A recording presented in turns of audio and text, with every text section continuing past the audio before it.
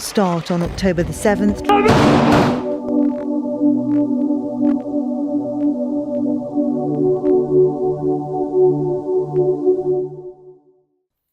Hai, assalamualaikum guys. Kita kembali lagi ya. Aku Upgrade dan ini Bung Oho yang kali ini kita akan berbicara sharing mengenai aktivitasmu hari ini juga.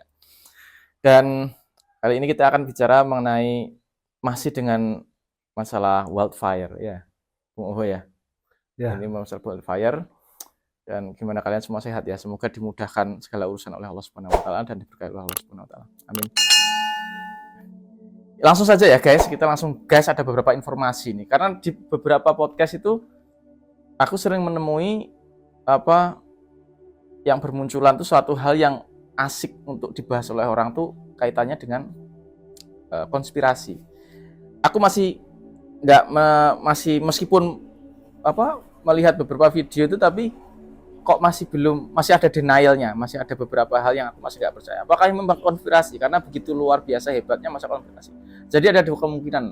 Apakah memang itu sebuah konspirasi atau natural, atau awalnya konspirasi akhirnya kebablasan. Kalau berbicara masalah religi, kita bukan ahlinya ya, tapi tetap kita kita tetap yakin bahwa bagaimana juga itu yang dikehendaki. Kan gitu ya. Bagaimana juga itu sudah dikehendaki sama Tuhan oleh Allah Subhanahu wa taala. Oke, langsung saja Bro, kita gas dengan Bung Oho. Gimana Bung? Sehat Bung hari ini? Alhamdulillah sehat. Kita akan membahas masalah wildfire di Los Angeles, California juga ya. Melanjutkan yang kemarin itu.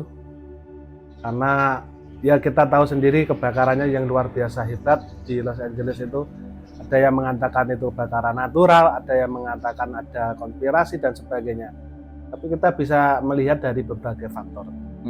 Kalau memang natural, memang di Amerika kebakaran setiap tahun itu ada karena pergantian musim, dan juga di sana kan sering terjadi ranting terbakar karena saking panasnya lahan di sana, kemudian terbawa oleh angin yang besar sehingga kebakaran semakin besar. Kemungkinan juga ada yang faktor lain selain itu, karena mungkin ada pembiaran atau sebagainya. Tapi melihat berita-berita yang berkembang ini, kalau kita melihat itu natural, itu setiap tahun selalu terjadi di Amerika kebakaran karena bisa diprediksi, sehingga di sana setiap tahun Amerika pemerintahnya sudah mempersiapkan untuk menanggulangi, termasuk pemadam kebakaran dan sarana prasarananya. Kemudian ada yang mengatakan, kenapa kok bisa sampai besar seperti ini? Ternyata ditelusuri pada saat kebakaran itu, tim pemadam kebakaran atau departemennya sana itu kerepotan. Ditelusuri kembali ke belakang, kenapa kok sampai kerepotan? Ternyata akhir tahun kemarin 2023 ada pemotongan anggaran dari departemen untuk penanganan kebakaran itu. Gitu. Juga fasilitas dan sarana prasarannya tidak ada. Kenapa? Ibaratnya anggaran untuk BPBD. Ya, anggaran penanggulangan itu tidak ada. Terus alatnya ternyata sebagian disumbangkan kemana? Ke Istiwili. Sehingga penanganan itu kekurangan perlengkapan dan sebagainya, sehingga kebakaran semakin besar. Gini, sebentar. Kalau itu berarti karena telat ya, atau mungkin kurangnya penanganan menjadi membesar kekurangan penanganan.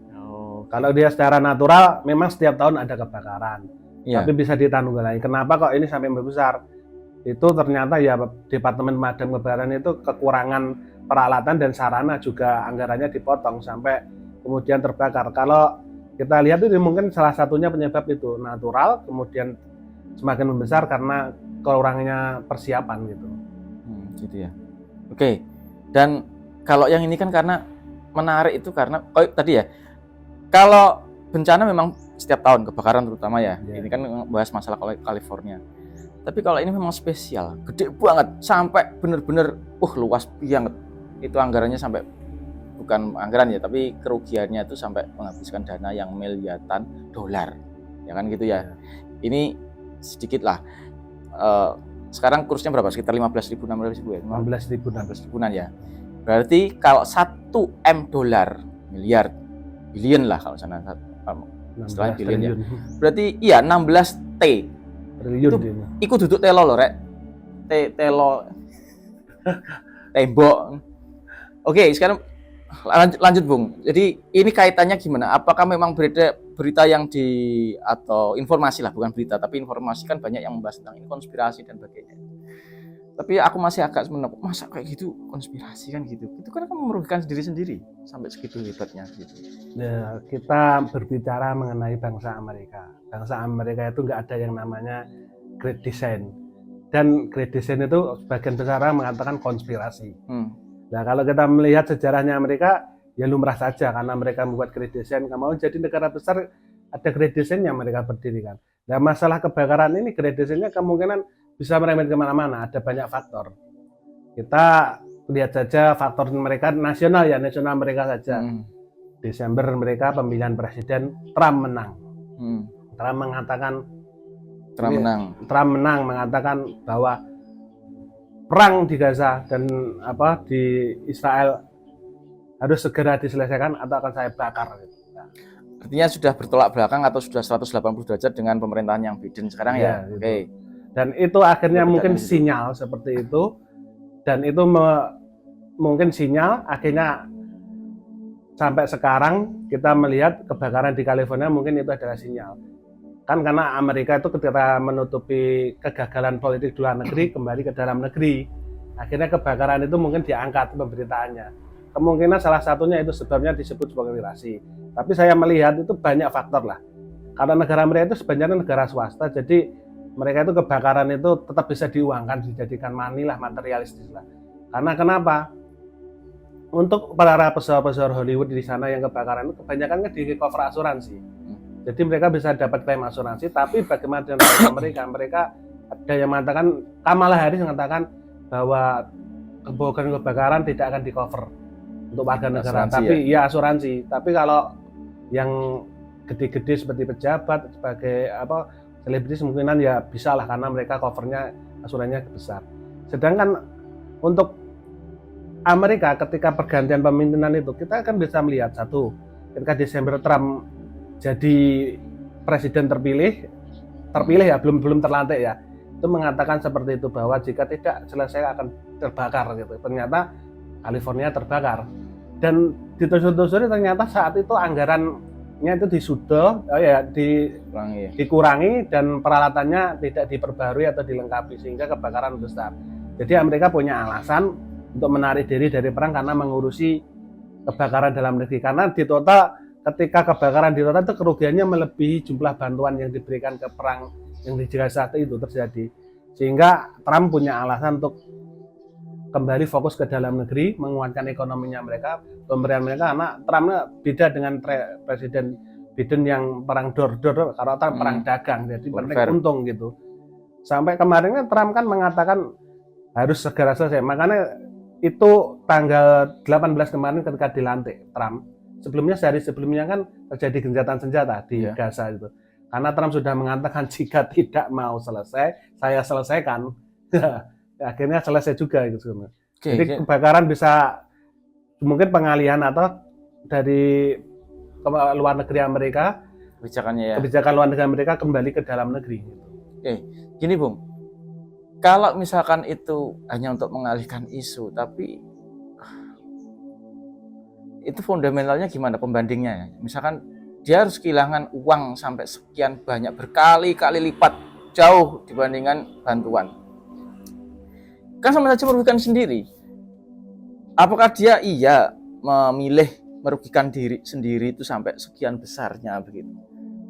Maksudnya kan jadi masih aneh kalau bantuannya aja segitu, memilih untuk di stop, tapi mengalihkannya dengan dana yang jauh lebih besar, kan gitu. Kan itu kan juga mengancam ekonominya sendiri kan gitu.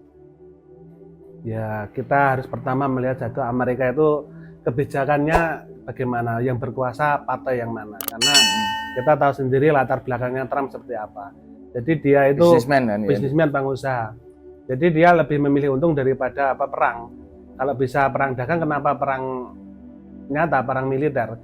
Dan ketika perang dagang Amerika itu, dia Trump dari 2016 sampai 20 menang, untung besar.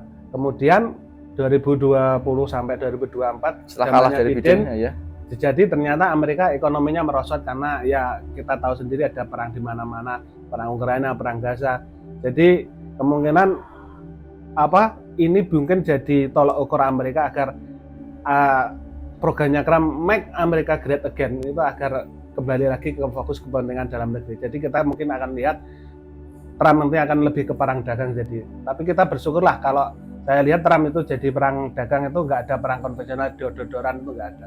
Oke, itu aku setuju itu. Memang iya benar juga sih, memang waktu warfare skala global itu memang berhenti ketika eranya Trump sih. Iya. Itu mulai dari Afghanistan ditarik dari Afghanistan, berhentinya Afghanistan. Itu juga eranya Trump. Lalu ditariknya berapa puluh ribu Irak itu juga berhenti ya. Iya. Terus apalagi masalah isu teroris 4 tahun nggak ada sama sekali itu di global. Tapi aku masih gini, masalah pendanaan. Kalau misalkan artinya gini, kalau Trump itu mengalihkan ke perang dagang, dia sudah bisa mengkalkulasi nanti keuntungannya dibandingkan dengan warfare berapa, kan gitu ya. Iya. Kan biasanya kan dia mencari untung tuh dari warfare. Kalau si Biden tadi ya, pemerintahnya Biden, sama kalau Trump cari profit lewat perang dagang, kan gitu. Tapi kalau world trade. Tapi kalau misalkan dia harus menghabiskan dana sampai sekian ratus miliar begitu, apakah dia benar-benar melihat potensi nanti untungnya jauh lebih besar begitu? Apa sampai segitunya? Di tengah resesinya Amerika ya, kan saat ini Amerika juga nggak bisa kuasa banget. Ini lagi agak sedikit terimbangi oleh BRIC atau Rusia, CS kan gitu ya. Masih bisa melihat apakah dia memang benar-benar seperti itu? Apakah memang akhirnya memang kebakaran kemarin itu akhirnya awalnya di skenario ternyata terlalu bablasan begitu? Ya kita tidak bisa menjudge bagaimana bakalan jadi, tapi kita bisa omong iseng lah ya hari ini. Kita tuh pokoknya kalau misalkan karena di luar sana juga banyak bahas tentang masalah konspirasi dan sebagainya. Yang pasti itu aja. Amerika itu adalah negara dagang, negara swasta. Jadi ketika dia melakukan itu pasti ada untungnya. Nggak ada itu Amerika itu cari rugi itu. Pasti cari untung. Ya, jelas itu. Amerika sampai kebakaran itu pasti ada untungnya. Kenapa? Negara hipokrit itu di mana-mana pasti cari untung lah ujung-ujungnya kan gitu. Karena ada perhatian dunia. Kemudian ketika kebakaran jadi kan Los Angeles perlu membangun mulai baru lagi kan. Jadi dunia hiburan Hollywood sana bisa berkembang lagi. Kan mata dunia kan terfokus ke situ. Jadi dia bisa jadi membangun lagi Los Angeles mulai dari awal lagi sehingga akan menarik dari pariwisata, dari entertainment itu, sehingga pasti Amerika itu akan mencari keuntungan dari situ. Ketika perang dagang, kenapa kok sampai Trump itu bisa menang? Karena rakyat Amerika sendiri bisa membedakan zaman Trump sama zaman Biden. Bagaimana itu yang terjadi kondisi ekonominya. Ketika Amerika kembali ke Trump itu pasti akan mencari dia itu idolanya Ronald Reagan. Ronald Reagan itu kan yang membuat Amerika masa jayanya Great Amerika. Yeah. Jadi dia mengcopy programnya Ronald Reagan sehingga Ronald Reagan pemerintahnya berjalan sukses, itu yang diinginkan Trump. Dan dia melakukan itu pasti dia berani. Kenapa? Karena dia itu seorang nasionalis, dia nggak peduli urusan siapa negara lain, yang penting negara saya berjaya. Dan ketika pendanaan jangan khawatir, Trump itu loh, dari dia bangkrut tuh sampai sekarang jadi miliarder itu dia sudah teruji. Dia itu profesional tulen. Oh iya, memang aku pernah baca sedikit profilnya tentang Trump. Ini orang gila banget ini. Ini orangnya benar-benar otak bisnisnya luar biasa. Ketika perang dagang itu untungnya besar sekali Amerika. Nggak ada perang di dunia tapi dia perang dagang itu berhasil. Jadi jangan khawatir Amerika masalah penghitungan saya tidak bisa sendiri, tapi ketika Trump mengatakan bahwa ini harus Amerika make Great Again pasti bisa. Kenapa? Sampai banyak orang katakan dia itu asal atau sebagainya, tapi dia itu ultra nasionalis. Sampai mengatakan ketika pelantikannya mengatakan bahwa Panama akan jadi negara bagian, sampai dijadikan negara bagian Amerika. Kenapa? Karena terusan Panama yang dilewati oleh Amerika itu kapal dagangnya Amerika itu setiap tahun kan setiap naik terus tarifnya, fee-nya, sehingga Amerika merasa rugi. Jadi mungkin dia mau Panama dijadikan miliknya, jadi negaranya. Kemudian dia sudah mengatakan Trump, Justin Trudeau, Perdana Menteri Kanada, dia dikatakan Gubernur Trudeau, jadikan saja negara Kanada itu negara bagian ke-51 Amerika. Kenapa? Apakah akan perang? Saya rasa tidak. Kenapa? Karena Trump dia itu orang yang pedagang, pasti menawarkan kepada orang Kanada dia menawarkan 60% pajaknya lebih murah ketika gabung ke Amerika daripada Kanada, karena Kanada terkena pajaknya sangat tinggi sekali. Gini, berbicara masalah profit, lalu perbandingan antara warfare dengan World trade kan gitu ya. Lalu kaitannya dengan Kanada tadi dan sebagainya.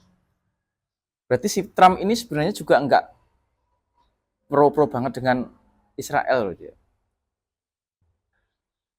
Trump itu Artinya kan memang isunya kan orang tuh kan sekarang banyak yang membaca.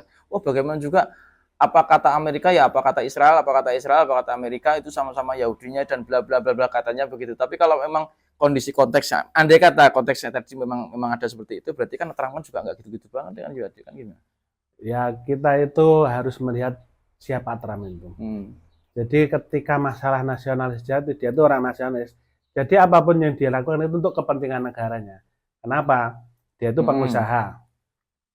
Dia itu ketika zamannya Ronald Reagan, ketika Jepang tahun 80-an bangkit ekonomi kedua ke dunia sesudah Amerika, dia itu protes kepada pemerintah Amerika. Kenapa? Jepang itu kalau nggak dipajaki itu kalau nggak ada pengawalan dari Amerika itu nggak akan bisa jadi negara industri. Dari kapal-kapalnya yang lewat untuk bahan bakar minyak dan sebagainya. Jadi harus dipajaki. Dia itu sudah berpikir seperti itu dari dulu. Sehingga Trump itu dia itu pikir sangat nasionalis. Dia itu seorang nasionalis garis tuan. Jadi tidak mungkinlah dia membela sesuatu, mereka negara lain Israel atau Ukraina atau apa itu jika bukan untuk kepentingan nasionalnya. Kalau keuntungannya mending untuk Amerika, dia pasti mendukung. Tapi jika tidak ada untungnya, tidak akan dukung Amerika. Ketika terjadi masa Trump tahun 2016 sampai 2020, tidak ada perang di Palestina. Tapi kan ada kesepakatan dengan negara-negara Arab. Ketika negara-negara Arab itu investasinya masuk ke Amerika. Sehingga pada saat itu Amerika jadi besar ekonominya. Ketika perang terjadi justru orang yang berinvestasi kan banyak boikot di mana-mana, produk Amerika kan menurun dengan permintaannya. Akhirnya negara-negara yang dulu mendukung Amerika sekarang berpindah ke BRICS gitu kan. Karena tidak didukung Amerika karena di sana mengurusi perang saja. Tapi saya yakin ketika setiap seorang nasionalis itu jadi presiden, pertama yang dipikirkan adalah satu, negaranya sendiri. Nggak mungkin lah mikir negara lain. Kalaupun memang di mana-mana sebenarnya begitu. Kalaupun orang melihat orang tuh sok pro dan sebenarnya ternyata nggak gitu-gitu banget itu memang karena mendukung mereka itu karena itu ada ya jangan dipikir seperti itu, dia punya kepentingan sendiri. Nggak mungkin lah Amerika itu ada makan siang gratis, itu nggak mungkin. Pasti ada yang perlu dibayar. Itu negara Amerika itu nggak ada itu negara yang gratis itu. Bener. Iya, aku percaya itu. Memang follow the passion atau ikuti nafsu orang itu aja. Kalau selama profit oke lah berkawan, tapi kalau misalkan kawan kontrol sekalipun kalau sudah mulai ya beda lagi, beda pikiran lagi nanti. Yang pasti itu pengaruhnya itu kalau ke Indonesia itu banyak sekali. Tapi kebakaran Los Angeles itu jangan sampai ya membuat kita kehilangan kemanusiaan. Kita tetap harus berempati karena jenengnya yang namanya orang kena musibah ya kita harus berempati, jangan mengambil keuntungan dari kebakaran seperti itu, memonetis dan sebagainya. Ya kalau negara Amerika kita penanggulangan bencananya lebih baiklah dari Indonesia. Kalaupun orang luar mengatakan sana tidak seperti ini, kita kan tidak melihat langsung ke sana. Iya.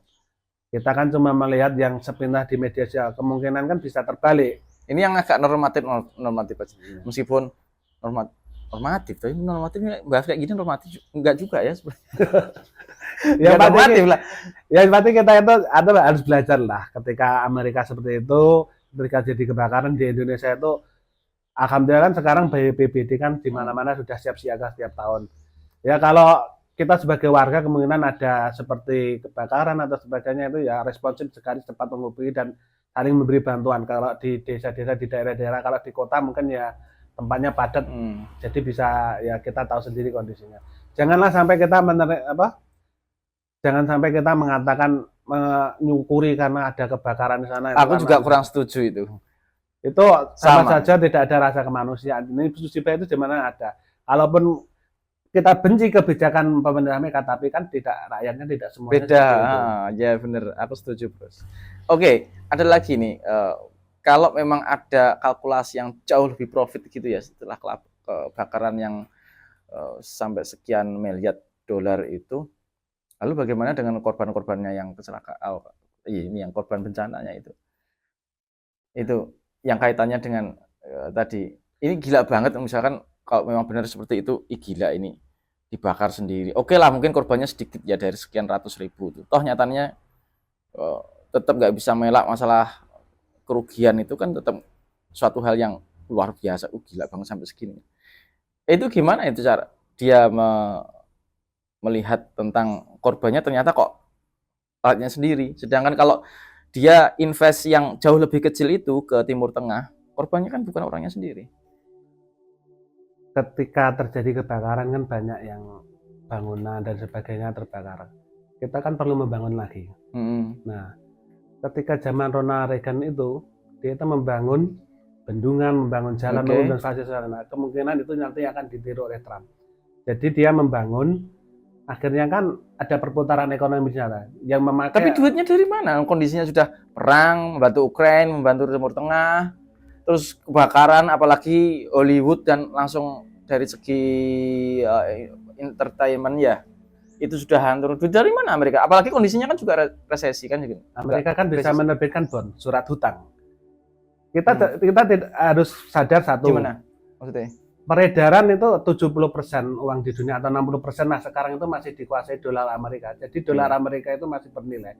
Ketika Amerika mengeluarkan bond surat hutang, pasti ada yang membeli. Pertama satu, sekutu-sekutunya dan negara dekat kawasan. Dia seperti tersandra ya, mau nggak mau harus beli kan? Ya kan mereka sekutu kan tetap harus beli gitulah. NATO terutama. Uang jaminan lah gitulah, uang preman atau uang sebagainya gitu. Jadi seperti Jepang, Kanada dan Eropa atau negara-negara mesti ditawari bond itu mesti membeli.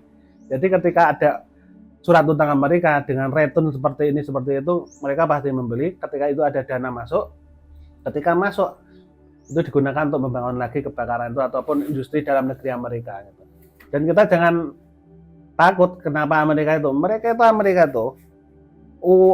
uang sekecil apapun paku sekecil apapun itu dihitung. Auditnya itu sangat ketat sekali. Jadi pemakaian anggaran itu sangat ketat. Jika ada penyelewengan di sana pasti penegakannya berjalan cepat sekali karena itu ada untuk publik. Kalau pribadi kan tidak diatur oleh masyarakat. Apalagi sampai masuk sampai bocor 300 triliun gitu ya. Enggak, ya kalau bocor ya di mana-mana pun bocor tapi kan anggaran. Tapi enggak sampai 300 triliun gitu lah, Bos.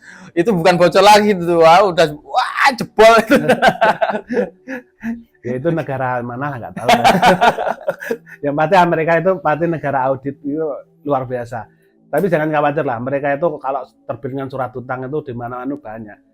Dan apakah Amerika takut mereka tidak punya uang? Tidak. Dolar tinggal cetak saja kok.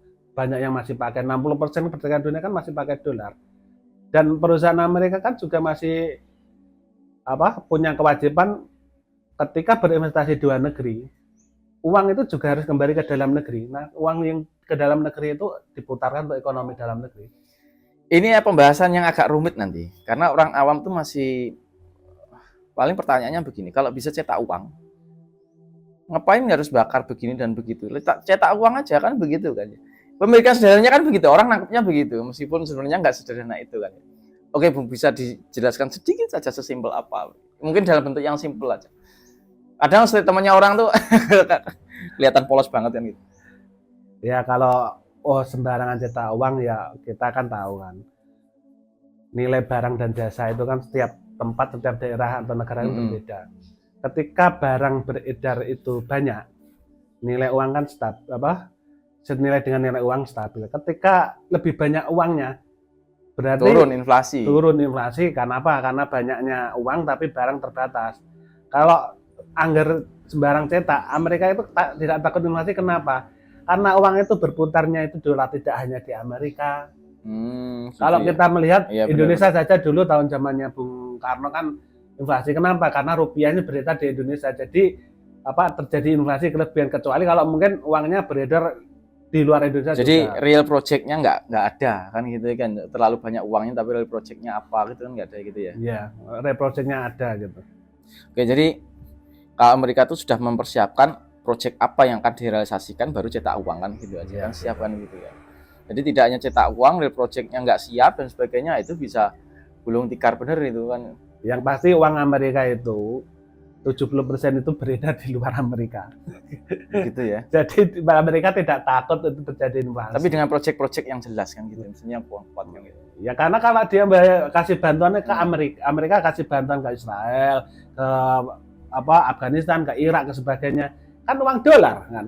Mereka nggak mau memberi uang mata uang mereka negara yang diberi bantuan. Oh, jadi apakah mungkin itu ya? Mungkin salah satunya ya, ketika Trump melihat kalau hanya membantu warfare gitu aja, itu sudah cetak uang banyak, tapi revenue-nya atau baliknya juga belum tentu juga nanti kan gitu Ya, kan, belum masih tentu belum juga. jelas. Ya. Apalagi kalau di Ukraina, kalau di Timur Tengah masih agak sedikit terkontrol, tapi kalau di Ukraina ini yang agak, oh ya benar juga, kalau Ukraina nggak bisa bayar, jebol bener itu. Ya, Iya kan itu kan. Ya kita tidak perlu khawatir. Amerika itu dalam sejarahnya itu selalu menagih orang yang negara yang berutang padanya. Kalaupun tidak mau ya diinvasi, gitu aja. Oke, terima kasih Bung ya. Jadi teman-teman yang ada di rumah ini maaf sekali Merembet kemana-mana. Iya, jadi sebenarnya nggak cukup lah kalau bahas masalah ini. Sebenarnya masih banyak hal-hal yang akan kita bahas begitu. Dan maaf sekali, tampaknya aku dan Bung Oho ini menemani kalian aktivitas tuh cuma segitu ya. Nanti kalau mungkin kan saya kira ada informasi ingin ditambahkan, ya insya Allah kita akan lanjut lagi untuk membahas hal-hal yang menarik di balik sebuah bencana begitu. Dan itu mengasyikkan memang. Apakah memang benar konspirasi kan begitu? Apakah natural? Ataukah memang dua-duanya harusnya itu direncana tapi ternyata menjadi membesar? Apakah memang sudah dikalkulasi dan begitu? Nggak ada habisnya namanya menarik. Oke, sekali lagi aku terima kasih telah menyimak ya, dan jangan lupa untuk subscribe, like, dan komen di bawah ya nanti ya seperti apa gitu. Dan sampai situ, dan semoga kalian sehat semua dan diberi kemudahan segala urusan. Terima kasih Bung Oho ya. Sekali lagi Amin. sampaikan kalau ada kurang lebihnya, maaf. Assalamualaikum warahmatullahi wabarakatuh. Jangan lupa buat